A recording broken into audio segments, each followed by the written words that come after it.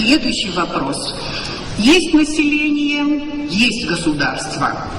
Как будто все понимают нашу демографическую уязвимость, но понимания на государственном уровне использования комплексного подхода нет. Понимание того, что решение всех государственных задач должно быть завязано на демографии, нет.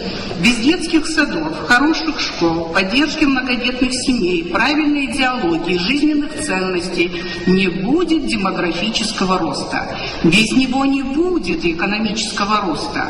Новые рабочие места – это тоже демография. Стабильность в обществе – это демография. Безопасность на наших дорогах, здравоохранение в его истинном смысле – это тоже демография.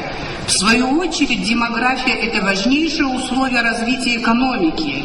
Это язык, это суверенитет. Замкнутый круг в итоге получается. Еще раз повторю, эти очень важные для нашего народа и нашей страны, для его будущего слова. Есть население, есть государство.